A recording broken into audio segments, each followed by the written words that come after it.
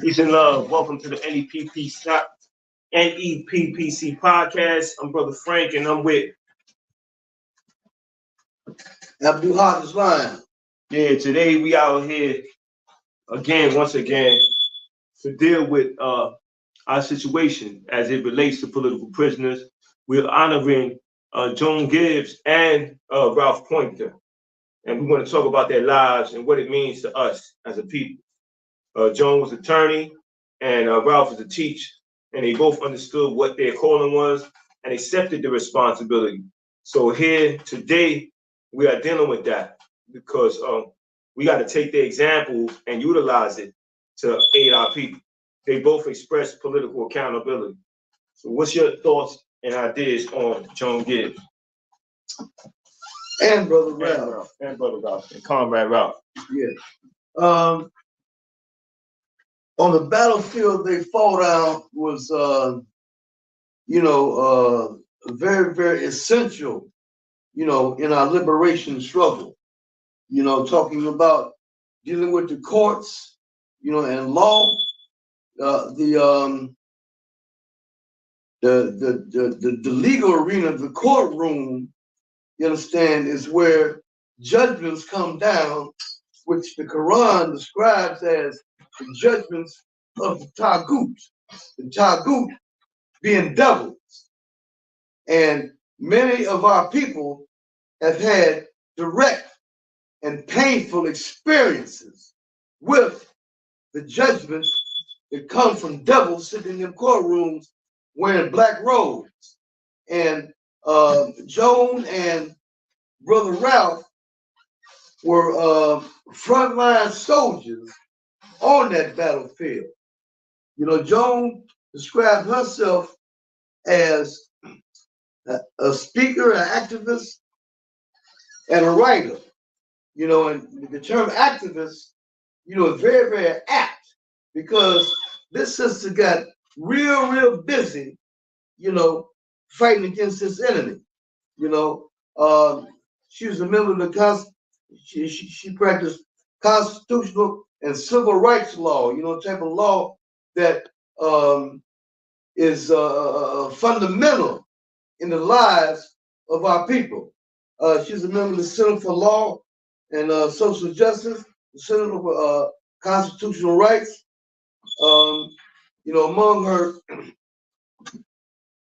clients were ACT UP, the People's United for Children's Rights, the late Sarah Wright, 500 immigrant seeking citizenship, Black voters in New York City, challenging discrimination, ALCU, Women's Rights, and the ALCU Women's Rights Project, also political prisoners Sundiata Coley and Herman Ferguson. And my fondest memory of Joan was that she tried to represent me when I was being railroaded, when the police attacked me and I defended myself. They put me on trial for attacking police officers, and Sister Joan tried to defend me in that case, but the far right wing racist Judge Petzlos would not allow it. Joan is going to be very much missed. Like I said, she's very, very active in the struggle, fighting for the rights of our people. A stand-up sister. In a very, very hostile arena. The courtroom. And this is something that Black people can really, really appreciate, because many of our rights have been stolen in the courtroom. Recently, Donald Trump has flooded the courtroom with far right-wing, racist, fascist judges, and this is something we'll continue if he is elected president in the election this year. In this light, you can really, really appreciate the contributions of lawyers, such as Joan Gibbs, and Brother Ralph, soldiers in the courtroom fighting for our rights, Brother Ralph was a brother, who was described, as a fierce fighter. Didn't take no stuff. The recent commemoration for Ralph, they talked about when he was little. They had some Union scabs. And Ralph threw rocks at the car full of Union scabs, and he grew up. Deal with unionism. The most principled way. When the United Federation of Teachers, was fighting for community control of schools, they capitulated and started cooperating with the racist system that was trying to brainwash our people. Use education as a sort of shotgun to blow our people's brains out and act like we ain't got no sense. So Ralph, organized a United Federation of the Freedom Party of Teachers.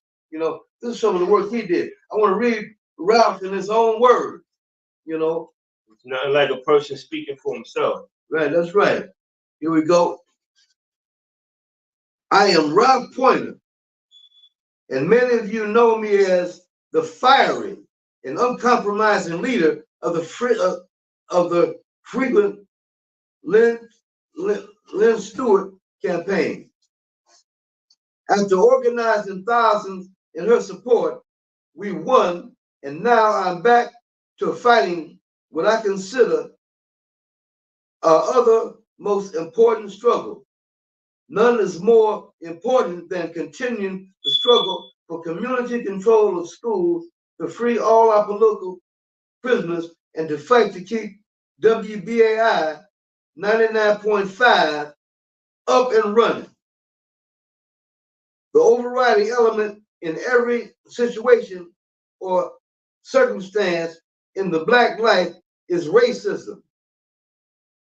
Birth elementary school, housing, health, food, etc. Black lives have never mattered except during slavery and other circumstances where money is being made by our labor for others. The modern death penalty, 80% of Black moving lynching indoors, the police and the army of occupation have taken lynching in outdoors against the lynch mob is the racist system, including the courts and the media. Because the lives of our heroes and sheroes who once protected us in our communities do matter to us, the people, our political prisoners, are dying in captivity. They are tortured and isolated. Only armed struggle can recreate our image in our own minds and in the minds of others. Wake up, now is the time. Okay, so that's Ralph in his own words, and like I said before, he was, also got real busy, for our people, fighting for political prisoners, advancing civil rights, the Uhuru movement, the Black is Black coalition, fighting for the liberation of Black people nationally and internationally. The teacher strike, the new abolition movement with him and Lynn Stewart and Betty Davis. So, we appreciate Ralph, and let me show you here's his portrait right here. This is Brother Carlito drew a portrait of Brother Ralph. There it is right there. Can y'all see that? Yeah, right beautiful portrait. He only does portraits of revolutionaries. Yeah, Ralph. Yeah, Carlito Rivera. So we remember Brother Ralph. And we continue to benefit from his contributions. And we say that people need to look him up and spread the word.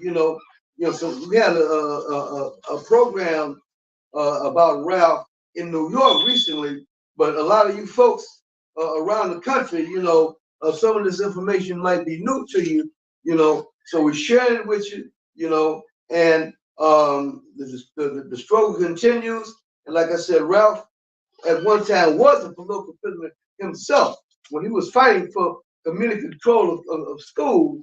He had to stand up against vicious cops, and as a result, he got locked up at Rikers Island for a little while. So briefly, he was a political prisoner himself. And then when he came home, he couldn't get no job, teaching, so he had to deal with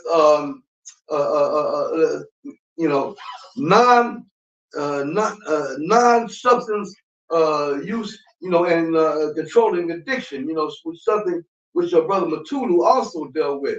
So the brother did great work, and so we the example that we just can't be talking about what's happening. We got to be activism.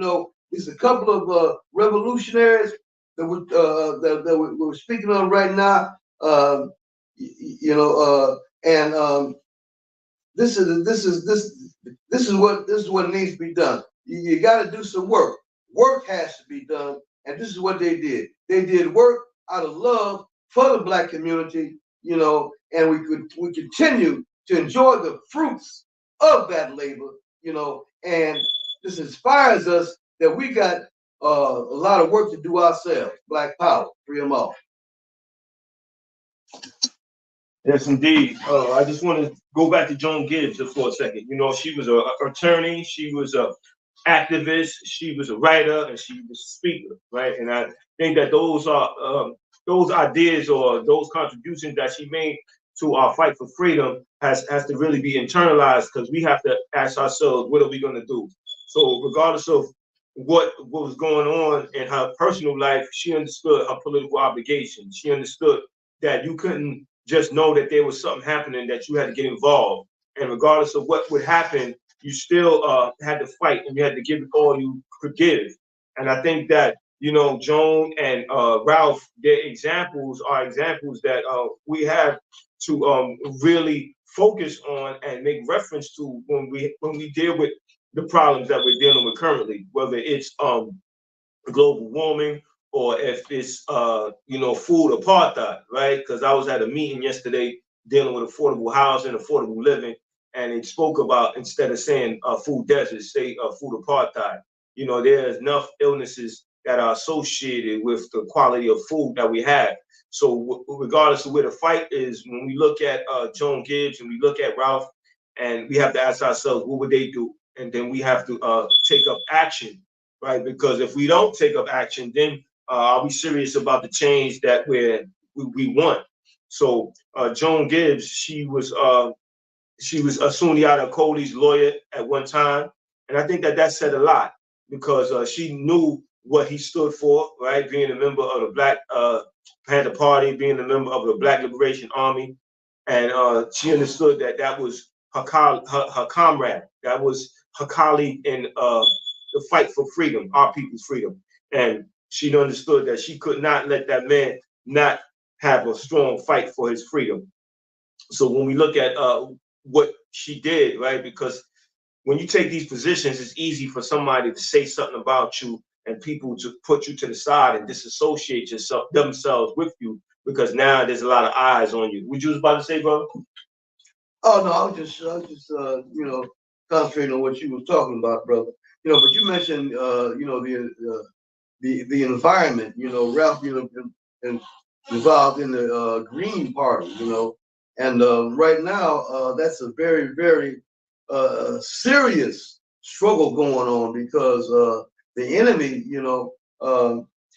that they fought against is also, running 1,000 miles an hour, seemingly intentionally trying to destroy the earth, So there's a great possibility that a lot of y'all is listening to this, to our voices right now. Y'all might not even be alive 20 years from now, because these folks are trying to destroy the environment, and we must stand up and fight for our lives. We must fight for the quality education for our children. The schools, under the control, of those who have murdered us, have murdered people all over the world, through the centuries, they cannot, continue to be, masters over the destiny of our people. We must take our destiny in our own hands, and we must fight for justice. This is the arena that these two warriors fought in, but the fight for justice. The fight for justice is fundamental in every struggle that we deal with, and injustice is a very, very lucrative commodity for the enemy. The enemy, I mean, the enemy we are trillionaires, among the enemy. They have billions and billions and billions of dollars that they've acquired through blood, through violence, through injustice. So those of our people who stand up for us, who sacrifice themselves and stand up, in the cause of justice, Right. they must be very, very well respected and loved, and this fight, we just can't leave it up to this. Oh, well, they got that, they can do that. We must ourselves become involved in the struggle.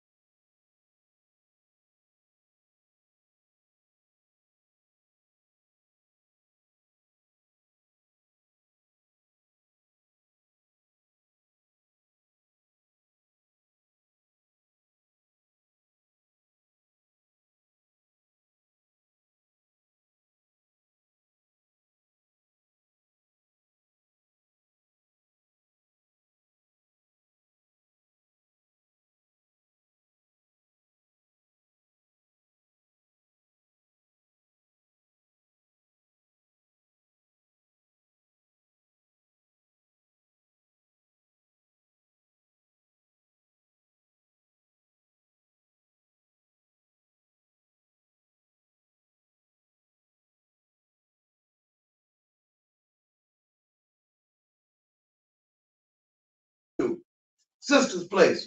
This is our center where we meet and organize. And there's a whole lot of work to be done out here. And we need a whole lot of people out here to get down and do a whole lot of work. And we must. This program is about freeing our political prisoners. That is a top priority issue in our community. It's just like when they steal food from you, when they steal money from you, when they steal the brains from you, when they steal our talent, when they steal those from us who love us the most, who work and put their lives on the line, put their freedom on the line. We must research them, read about them, become inspired by the heart and soul that's in them, and continue to work and carry it on, and raise up the call, free them all. Absolutely, brother. The fight must be continuous, right? Regardless of the challenges. Sometimes we come on here, we have technical difficulties. Things might fall, a banner might fall, but we have to keep up that fight, right? Regardless of what. One thing that Ralph Poynter said when he was in the hospital and he was fighting for his life is he said, continue to fight, right? He was letting people know that they had to continue to fight. He didn't want too much attention put on him because he knew that the type of struggle he was going through and ultimately what the end was going to be. And Coach Moran was the same way, right? When he battled with his health issues, he didn't want too much attention put on him. These are genuine political figures. They are freedom fighters. They are professional revolutionaries. They understand what must be done and the fact that there's only but so much time that they have to participate in that particular struggle. So we salute both of them. And we sit right here and have this discussion about them to inspire others to take a position, to take a stand, to get involved, to join an organization, write to a political prison, right? We visited Joy Powell, and she really appreciated that visit. That's Reverend Joy Powell. We visited her. That's her right there. She appreciated that visit. There's going to be another visit coming. We're going to make sure we continue to exchange ideas with her, let her know that we're out here keeping her name alive. She's innocent. She needs to come home. Kamal Siddiqui, he's innocent. He needs to come home. Imam Jamil Al-Amin, he's innocent. He needs to come home. Veronda Bowers, he's innocent. He needs to come home. And of course, Mumia Abu Jamal, he's innocent. He needs to come home, as well as Leonard Peltier. You know, so we want to put those names out there so people who are viewing can share with as many people as possible.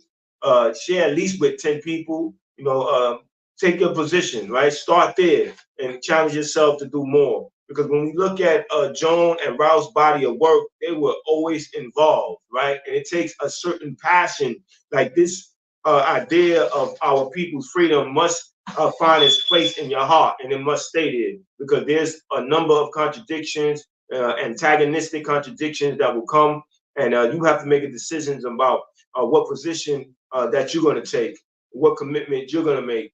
And I think Ralph and Joan let us know that there's a position that should not be compromised, that you must keep going until you can't go no more. So, you know, those are some fine and strong examples. And I think that, you know, when I'm reading this, his obituary, right? Or it was just his biography. And one of the things that he said regarding political prisoners, he said that that was very important. He said, now my primary focus is the political prisoners who are serving unconscionable sentences, whose sacrifices were responsible for the modern advances in civil rights in the 60s.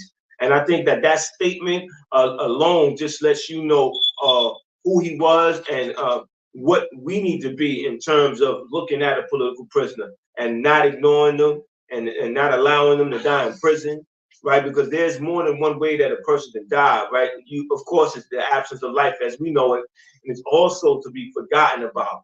And I think that that's the aim and the goal of this podcast, to keep the name of political prisoners alive, to have people go somewhere and decide that, you know, something that was said here made sense. And it made sense to drive them to the point where they're going to sit down and they're going to write to a political prisoner. And as they write to a political prisoner and exchange ideas, exchange thoughts, there's a relationship have a life of its own, right? And now you can't tell me anything about this person. I'm writing to this person. You can't tell me anything about this person because I'm visiting this person. We have our own conversations, and we are in agreement on some things, and we're not in agreement with other things. But one thing that we both have solidarity in is the fact that this person should be remembered. This person should be given that respect that they deserve, that they work for, right? Because the political prisoner is out in the community working, organizing, advocating for what is in the interest of the common people. And once you understand that principally, then you know who Joan and who Ralph are. They are people for the people. They are people who stood up as long as there was a fight to stand up to. You know, they didn't run from it. They didn't hide from it. They analyzed the problem and they decided that they was going to take a position against it. So, you know, Joan and Joy Power, right? Those are two strong sisters, and I see them having similarities, right? They both were advocating for the advancement of common people. They both were out in the community doing what needed to be done, and they both were willing to make sacrifices. And now you look at Ralph, right? And I like to compare these now ancestors to our political prisoners, right? Because they made that commitment for the majority of their life. And that's what the political prisoner is doing. Because now when I think about Ralph, I think about Kamal Siddiqui, I think about Jamil Al-Amin. You know, they, wherever the fight was, they was going to stand up to it, right? Because they recognized the idea that we are our own liberators. Nobody but us is going to liberate us. Nobody but us is going to do make sacrifices and make their commitment. So once we stop expecting somebody but us to do something, then we start to do something ourselves. That's why we need to study Ralph. We need to study Joan, learn from their correct methods and ideas, and even learn from their mistakes. right? One of the things that they said about Joan, she was an avid reader. And I think that that says a lot, right? Because you might hear that somebody's an avid reader, but then you say, oh, okay, that's what fueled that person. That's what raises that person's consciousness. So I need to be an avid reader as well if I'm seriously concerned about advancing my people. I must take a position. I must be clear on my position. And, I must do it in a way where I can learn more about what's happening, what should be done. So what would you about to say something, brother? I see you wrote something down. Oh, well, yeah, something dawned on me for the first time, as you were speaking. You talked about how on his deathbed, Ralph talked about fighting. Can you imagine? This is something for the living, you understand, to take notice of. Here's someone on their deathbed, and they got fight in them, So you who are living out here walking around, able-bodied, you understand? Not crippled or nothing like that. So if someone on their deathbed got that fight in them, willing to throw down, so this tells us that we need to fight, and we have to free our political prisoners. Can you imagine? Just think about if we have people like Joan, Joy Powell, Imam Jamil, Mumia Abu Jamal, and people like that. If we got folks like that, in our community, in the midst of us, communicating with us, putting that fire in us, walking up to the enemy, you understand, and making the enemy back down, bringing the enemy to his knees, you understand? Just imagine that type of atmosphere, that atmosphere of power, of fight back, you understand? And this is what we're advocating for.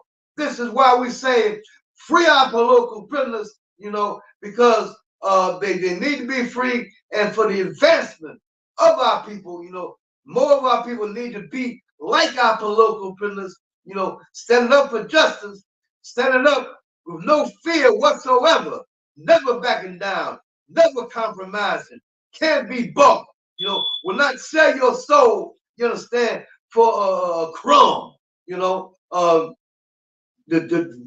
exampling the essence of our humanity, a higher stage of our humanity is the fight for justice, to stand up to anything against any, ain't no such thing as odds. We ain't think about no odds, because we know we're going to win. So we said, what's the call? Free them all. Absolutely. And to free them all, you must be organized, you must be focused, you must be disciplined, and you must make a commitment long term. And that was exactly what Joan and what Ralph did. And I think that, as we come up to a close to this episode, we want those who are currently in school to bring up the name Joan Gibbs and Ralph Poynter, and let the school know that they should be talked about, right? Because you're talking about a teacher with Ralph, you're talking about an attorney with Joan, and those are respected professions in our community, professions that are really going to dictate the direction of our future. So once we got a grip on our teachers in terms of the curriculum that needs to be taught, then we understand, what our children are going to come home to us and teach us about. Because we can't get relaxed. We can't act like, we don't have to do certain things, because it is our responsibility, right? It's our responsibility to fight for our future, to secure our future. And we got to do that very focused. We have to do that very disciplined, and we have to do that more mostly organized, right? And I think that that's what Joan and Ralph were about. They were about seriously organizing and making that commitment and building solidarity, right? It's like Joan, wherever you was and whatever you was into, if you were into fighting, then she was going to build some solidarity with you. And Ralph the same way. I think that said a lot about them, a lot about what was in their heart. And we need to deal with that too, because we have to build solidarity with people who are serious as we are. And we have to hear what they're talking about and watch their actions, because somebody could say anything, but doing something is something different. And when they show up and they participate and they give you that strong hand, then you know that they mean serious business, and you got to take them serious. And that's what Joan and Ralph were about, and serious business. And that's why we are here today talking about them, because we honor them seriously. We honor them by making time to talk about them and having a discussion that can be carried on in different places amongst different people around what should be done regarding fighting for our people, fighting for our people's freedom, and fighting to bring our political prisoners home and not let them die in prison. So that's it for today. Those are my final words. So, you know, what's the call? Free them all. What's the call? Free them all. What's the call? Free them all. What's the call? Free them all. What's the call? Free them all. What's the call? Free them all.